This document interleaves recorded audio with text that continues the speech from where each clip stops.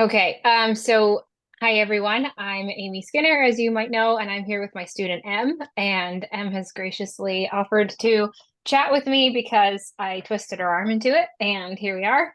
And what I wanted to chat with Em about is the learning process, because Em has been in what, 3 courses of mine now? Good. Four. 4, yeah. So Yeah.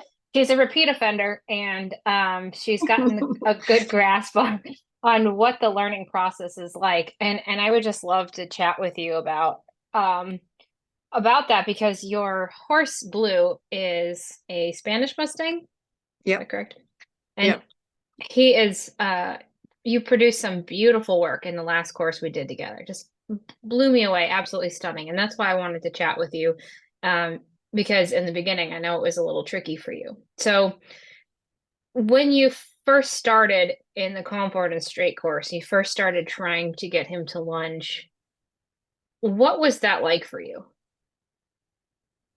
I partly found my way to you because my lovely friend Amy Dell of Abbotsview Livery was doing rehab with her horse buck with you.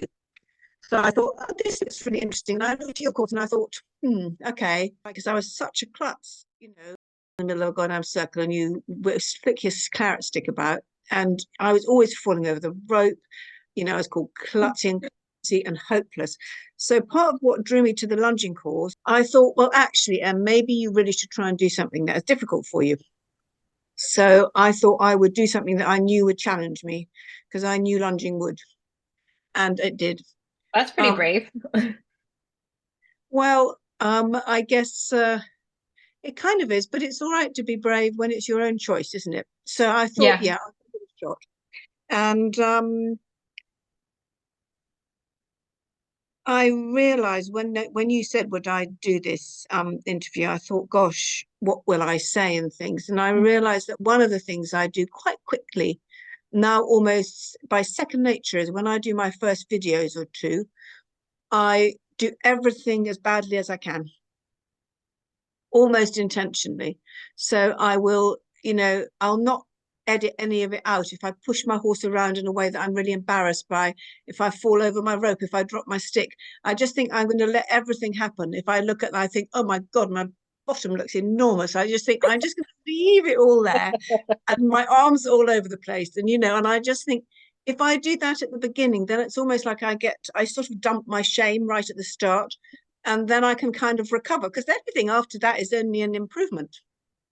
Well, that's one of my favorite things about you as a student is that you have been consistently you stick to it no matter how bad it feels. Your desire to learn has never been less than your desire to look good, right? That you're not afraid to put it out there. You're not afraid of whether you feel uncomfortable about being judged or not. It hasn't stopped you from doing it. And that's one of the reasons why I'm so proud of you for the success that you had, because I know that it has been quite difficult for you. And, coming in with your shame, like you were saying, you were told you were too klutzy to ever be good at anything. So you're already coming in no with that message about yourself, I can't do this. But now you are producing beautiful work on the lunge. You've made some gorgeous changes with your horse. Not only is he moving better, but you are much more graceful, you're much more organized, you are much more focused and confident, and the way that that shapes your horse is showing, right? But it was bumpy getting there. Yeah, it's really bumpy. I mean, I suppose it's funny, isn't it? Your self-belief. I just didn't really think it was something I could do. I didn't really think it was something I could change. And I think there's something about how you teach by just saying, I can't quite remember what you might have said, like, try not to have your arm right out here, Em. And I thought, Yeah, okay, we'll just try that. yeah. Even if I'm not in rhythm yet, we'll just focus on a little bit and see if you can do that. Or, try and vaguely keep your coils in one hand rather than on the ground, bit by bit. And I think breaking it down into small bits and not expecting or knowing very well that other bits will get dropped. But if I can focus on doing something better, then that will begin to be a bit more unconscious in terms of my body, and then I can bring back another bit that I need to remember rather than thinking I've got to get everything right at once. Yeah, well, that's the same philosophy that we try to take into the horses, right? Is that the horse is not going to shape all together. They're going to have their head up, they're going to put their head down, they're going to put it sideways. And I can't remember when it occurred to me, but it was way too late in my teaching career where suddenly I was like, holy crap, if I don't teach people like that, then they're not going to have the self-confidence to tie it all together too, that it isn't a shape you have to take. It's bit by bit, it kind of gets coordinated. And it struck me one day too that you can't be more graceful and fluid in your body if you are filled with shame. And that is something that students are so prone to developing because of the way the horse industry is, the way that we're taught, the way that we work, we work with somebody brilliant and compare ourselves to them and stepping over your lead line and thinking you have two left feet. It's a very diminishing and a very limiting view to come into that, like, I'm just not graceful enough to do this work. She's a brilliant horsewoman, but sometimes her teaching is a little bit tough. And I remember her saying to me, "Stop being so clumsy, Em." And it was, I was so full of shame about being clumsy anyway at that point. And her saying that to me made it even worse. And I literally could barely do anything with my horse for the rest of that clinic because I just sort of landed in a puddle of despair. So I think also when you do that quite a bit, you kind of, and I have to say, I had that hasn't really happened to me with you, which is really lovely, Amy. But I think a lot of people are caught up with, for whatever reason, quite a what I would call a severe and critical superego. So, a bit of them that chases them in their head. And I guess mine is pretty deactivated these days. So I'm much more likely to laugh and play if it goes wrong, unless I'm in a bad mood or too under stress. But on the whole, I just think if as long as I keep going, and it is that thing, my sister has a beautiful painting in her house that I love, and it's a man selling old-fashioned almanacs, and he's walking through the snow, and there's just this tiny figure in this deep snow. You can't see where he's going, but you just know he's going on, and he's just going on step by step by step. And I always think, just keep going, and somehow something will happen at some point if you just wait. Yeah. And it has, which is Yeah. brilliant. Well, that's really amazing that you're able to take such a lighthearted view of your mistakes because most of us, when we're learning, are crippled by Yeah. imperfection and the shame that it brings, like you were speaking of. And a lot of that comes from experience, and some of it is temperament. But learning to be okay with mistakes and then to find them funny and still push to perfection is a very rare quality. Um, Well, I guess which being a you must be such a psychotherapist great student. probably helps a bit. But I think the other thing that helps is that this is such a simple thing. And I always say it to people I work with, which is if you just imagine that it's somebody else doing it and you want to help them, what would you say? Yeah. And, I find myself saying, "Oh, well done, Em," or "Oops, we'll try again," or just kind of talking to yourself in a kind voice. And Yeah. it makes such a difference. I try really hard when I'm teaching to produce that mind frame in people because you would never, and I always say this to people when they're getting so crippled with self-deprecation, is if your horse popped his head up, you would never yell at him and call him stupid, right? You would never do that. So if you're training yourself to be graceful, uh to be congruent with your movements, to move well with your gear and your horse, you have to train yourself, and you can't train yourself under the thumb of anxiety and stress. So you have to And give of course, yourself, yeah, you have to yeah, be and of allowed to course, move in different anxiety and ways. stress gets much worse, doesn't it, the moment you put the camera on? And I think Oh, it's that's the awful. other thing, isn't it? I mean, you're more likely to put the camera on and you fall over, it's just like that. Yes. So I've got used to that now, and that really does help. And that for me is just doing it a lot of the time, even when I'm not putting videos in for you, because I find it so useful for Yeah. myself to see what I'm doing. And that makes a big difference because that's really, I mean, I find that really tough to begin with. I'm not used to seeing the whole of my body, and I'm not used to seeing, I mean, I think there's a book by a man called Norman Doidge called The Brain That Changes Itself. And in it, he talks about people who can do things easily versus people who find them difficult, basically. And I think And he says that when you find something difficult, and for me, that is probably coordination around ropes and strings, for example, or whips, whatever. Yeah. He says, or for him, it might be learning a language or something, that you have to work 100 times harder than some people to get there. And I think that's the other thing that I found really helpful for myself is just to think this is only about me trying to make tiny kind of teaspoons of change and that they'll link together. But it's really not about anybody else's story because it can't be, because we've all got such different histories and experiences and different Hmm. horses and whatever else it might be, and different support systems. So for me, knowing that for some things I might have to work harder, I think I almost feel it like a challenge now, a bit like climbing Everest or something. I think I'm going to just really give it a good shot. Well, what's interesting is the things that are so difficult for you in the beginning become the things that you become exceptional at, where you start out subpar or you feel you're subpar and you have to make the realization that this is a deficit and I have to work harder and harder and harder. And then one day you start to realize that you are actually above par and you didn't even realize it, that you had that deficit. You worked so hard and climbed your way up. Now suddenly you're producing something way beyond what your peers are producing because you had to work so hard at it. So it really is a gift to be able to see a deficit and to not look away from it and panic and to just chug away at it. And it's the thing with putting yourself on video. You have in order to learn, you have to look at yourself squarely. You have to get over this is what I look like when I'm holding my whip. This is what my body looks like when it's walking. This is what I act like when things don't go wrong. And you watch that and play in the video, and the first reaction that people have is to run away from it. It's so Mm, awful. You don't want mm, to look at it because it's awful, mm. or to feel shame, or to immediately want to be comforted. Like, I'm amazing. Please tell me I'm amazing. That's how I was, is please give me some praise because I am suffering. You have to be able to look at that and see yourself clearly without being self-deprecating. You can't jump off the wagon, and that takes some stomach. And that's what has impressed me so much about you, is that you continue to put these videos up and you continue to try and you continue to look at yourself without running away. And that is what to me is the hallmark of a quality student. People always ask me who I work with. I'll work with that.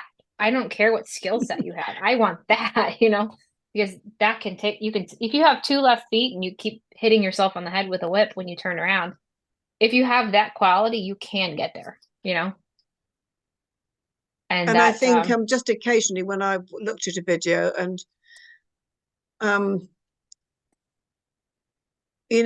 so much of a lot of what we do comes from our own, I don't know how to call it. I don't like saying mental state because it sounds more than that, but our whole way of being in a particular time and place and moment for whatever reason.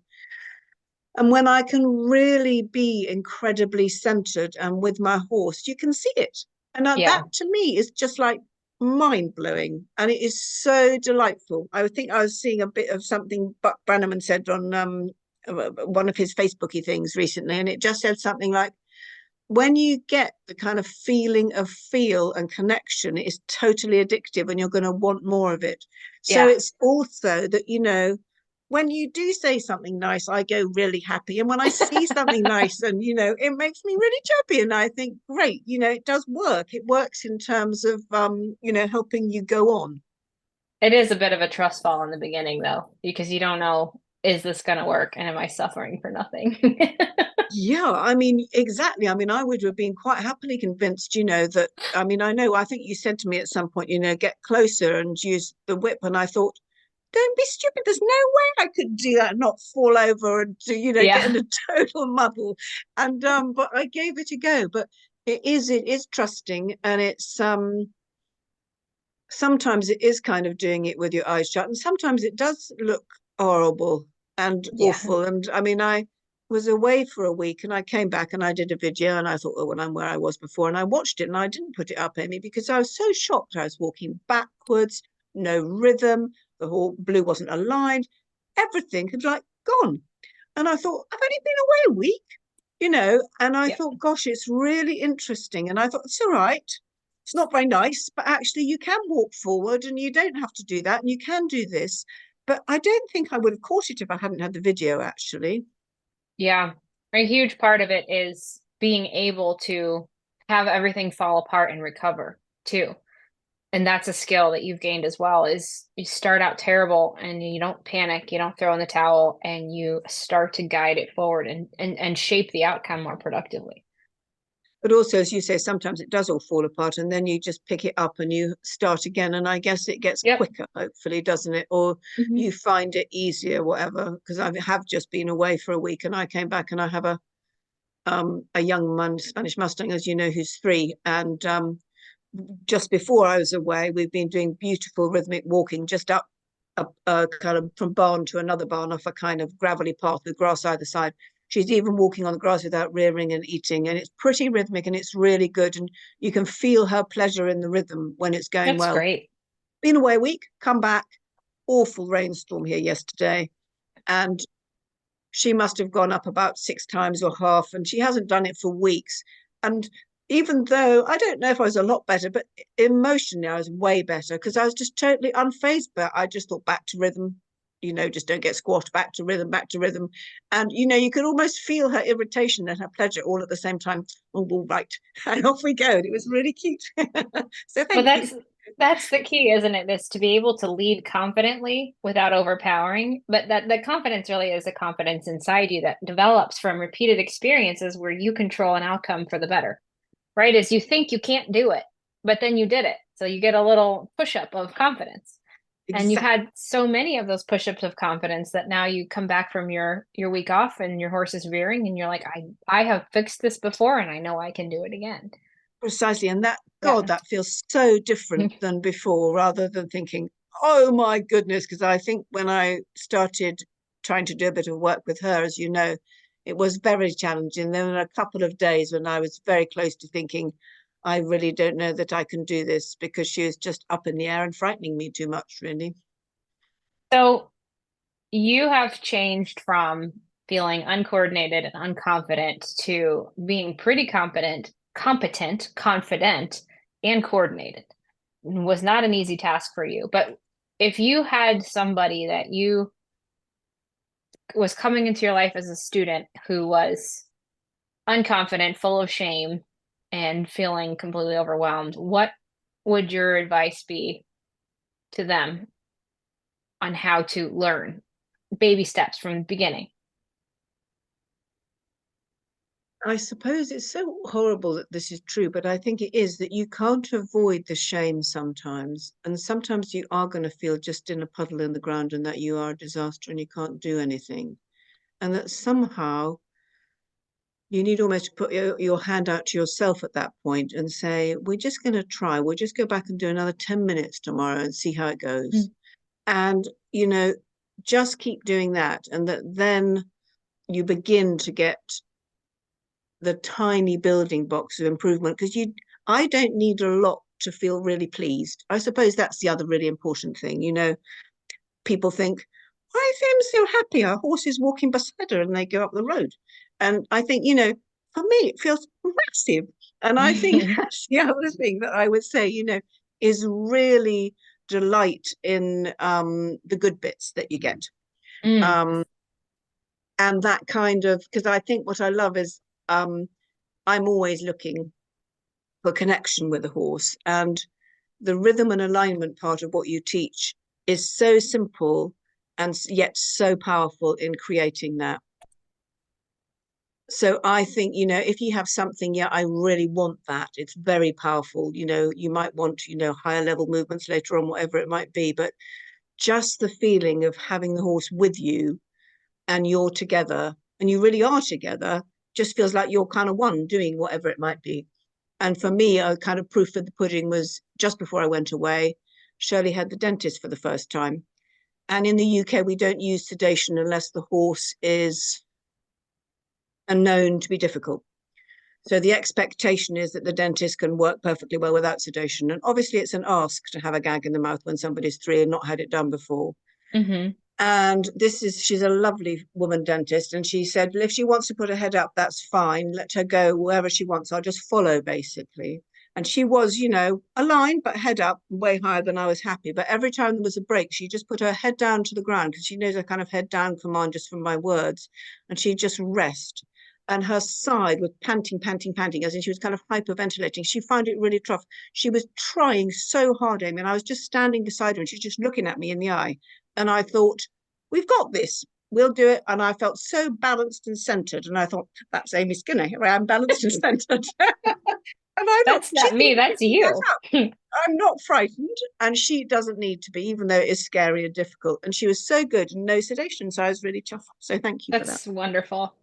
Yeah, that's really it, is it's not, you can't just learn methods, you can't just learn techniques, you have to learn the way of being that though make those things effective. And that's, I think, what's hardest for people, because people really do limit themselves with their descriptions. The thing that I found that I think is amazing, that has given me so much of a better perspective about humanity, because of course people tend to not like people as much. If you've been teaching for a while, it's easier to think less of people. But the more I teach, the more I realize that anyone can have this. I've seen that happen over and over again. Anyone can do this. It doesn't matter how old you are. It doesn't matter what you think about yourself. The only limiting factor is whether you can get up and try again. And You're right. that's what gives people the difference between feeling full of shame and being able to calmly manage a situation like that, where they have the inner fortitude, like you did with your filly when you were getting her dental. It's not, I think that people get so worried about making sure everything always goes perfect and they feel like they fail when it hasn't. But it's not, like you just said, it's not about being perfect. It's about being able to stay calm and manage and help your horse through the stuff. Absolutely. And I think, knowing that you're going to make mistakes is really important. Um, and also I would say speak it. So like, if I've and that's why I love your weekly groups on your courses, because then you'd have a chance to talk to you and talk to other people and to say, Mm. I'm having a really shit time, or I feel really Hmm. bad because I fell over the rope, or my horse did this. And I do find that for me makes a massive difference, just being open about finding it hard. Yeah. Because Yeah. somehow we're kind of often taught that you're not meant to say this is difficult, actually, whereas Oh, that's actually, so if you say true. it's difficult, it's much easier straight away. That's why I try to say right out loud that I still struggle with it, and it was a hard thing for me to learn too, because you have to give the permission to be allowed to feel bad sometimes, to take that weight off. That learning is not all butterflies and rainbows. It's very hard. It's very hard, and you're going to feel a lot of feelings. And so if we all have to pretend like it's happy kumbaya time, whoever is having a hard time is going to feel very isolated, and then they're going to feel Absolutely. ashamed, and then they're going to feel like they have a unique problem that nobody else is having. And I think that universally we have forgotten that all learning is hard. It's the human experience to suck at stuff until you get good at it.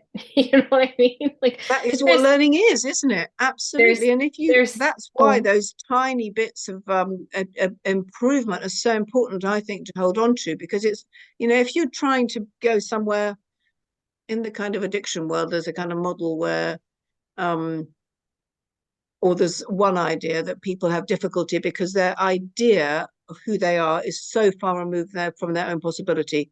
So mm, that gap is unbridgeable. So you have to kind of yeah, almost find a substance to fill it because you're never going to get there. So yeah, I think with learning, what you have to do is keep your goals very, very small all the time. yeah, yep. It kind of reminds me of when I was a little girl. My parents would tell me to clean my room, and my room was a disaster. I shared my room with my two little sisters, so there was three girls in one room and just stuff everywhere. And so the job of cleaning my room was too large of a task. And then as I got older, I realized that I had to make myself lists that would say, open the door, put the socks in a pile, close the Brilliant. closet. Like that simple. It had to be a million separate tasks, and I could accomplish that. Now I can clean my room, but it was like make the bed, one task. Break that down into seven more tasks. Take the old blankets off, put the new blankets on. We make ourselves believe that it's going to be go from being sucky to expert level, and that's too big of a gap, just like you were saying. So Yeah. hold Yeah. hold my whip correctly for 5 seconds. Check that off the list. Exactly. I mean, it's also part of what I love about stuff with horses is that there's always more learning, isn't there? There's another lovely lady called Julie Lovely, who's done some of your courses, and Oh, yes. we are doing a self-study of the introduction to in hand, because I did it with Shirley rather than Blue, and her Pac-Man went lame. So we're just listening to the Zooms and doing it together and having a chat once a week. That's And wonderful. it's going brilliantly, and it was so brilliant because I was listening to I think the one on diagonal steps. I've now forgot what I was going to say. Damn, but it was it was basically that it was very good, Amy. Well, I'll take that. So you take that. Um, I'll take it. I can handle it. Um, so we've covered how to get out of feeling terrible and ashamed and uncoordinated, untalented, breaking it down into actionable steps. My favorite thing that you've said in the whole call was to delight in the good bits, to be happier, not with less, but to find more to be happy about. You know, people think of it as lowering your expectations, and it's really not. It's raising the opportunities for how to delight yourself, right? And that's really what keeps the longevity of learning possible. So you have to be delighted in those little wins. If Absolutely. Like even with Shirley today, when she was all over the place and I'd been away and just putting her halter on, and she did the first thing of barging into me. So I said, no, we don't budge and just stand a bit away so I can breathe. Thank you. And then it was like, kind of, well, I'm going to put my head right over the other way. No, you're not going to do that either. You're going to put it vaguely in the right place where you know it lives when you're trying to do this nicely with me. And then you're not going to try and push me over when I do it yeah, up. And I thought, it took maybe 5 minutes. And in the end, I thought, I'm happy with that, and that just kind of like sets you up for the day. It's again, it's small things done yeah. well can make you feel really good, and then they make me feel competent too. Yes. Well, I think that a big struggle a lot of us have is that we are never satisfied with ourselves. Yeah. We're never good enough. We never hit the mark. I'm not, and then what happens is we never can be pleased with the horse by accident. We can never hit a target that we're satisfied with. So even if we aren't blaming the horse consciously, the horse perceives this nonstop nitpicking. You're never good enough. Nothing can find peace. And that's all horses want is peace. And and if we can't be at peace with ourselves for the good, the bad, and the ugly, it's hard to make a horse feel peaceful. And that's my life goal, to be able to teach women or allow women to find that themselves, really, because that's what's happening. Because women more than men, I think, struggle with shame about their skill But and I think it's a really confidence. good point, absolutely, and I love that you're doing this. I think for me, sometimes the difficulty is that next level, so that once I get off baseline, if you like, I suddenly get really pushy and want much more. So Yeah, that's why I suddenly said, oh no, I've been done disappointed, it's gone bad. It's because suddenly I yeah, think, oh my God, I now want so much more. And I haven't yet quite, I mean, it's very good again just to be able to say it out loud, but that's another hmm, thing that I think I have to work with now, is to say, we'll go back actually, please, and yeah, do the things that you both delight in, because horses are brilliant in that way. I'm sure I'm not alone, that when you feel pleasure, you can feel it in the horse too. And when hmm, they do something good that they're pleased with, they kind of look to you and go, look, isn't that cool? And it's so lovely to be able to say, yes, you're brilliant, rather than I want you to move your foot over there or yeah. whatever it might be. Well, that's something a horse really wants to be around, is somebody that makes them feel peace. And that's a fine line to walk there too, is how do you know how much to push the horse and how do you know how much to accept? And um, that is a very personal line between horse and person that nobody can tell you all the time what to do. You have to start to be confident in your ability to find those lines and recover if you make a mistake, if you go too far. You have to have the confidence that you can screw up and survive it, you know? Well, there was a lot of fun stuff in there. My favorite thing you said, like I said before, is delighting in the good bits and to just reach out your hand to yourself and try again tomorrow. So, lots of good advice in there for students. Lots of good stuff for me to think about. Thank you so much for joining me and having some wine with me. And Yes, it we is. should, It is my evening. I know it's your yeah, not your it's your morning or whatever it it's is. my afternoon, so I'm getting Your closer to afternoon. wine, but I'm Okay, not great. into the wine yet. But I Well, really appreciate the time and your perception and your experience because you have You are, like I said, a repeat offender. You've been through enough courses now to be a veteran, and you have a lot of good perspective to share with others. So I appreciate you being willing to do that. Well, my real Because pleasure. Thank you for asking me, and thank you for running the courses that you do. I'm sure they will just get more and more popular. thank you. Thank you so much. Enjoy your evening. Enjoy your wine. Thanks very much, Amy. Okay. Bye, Bye then. Anne.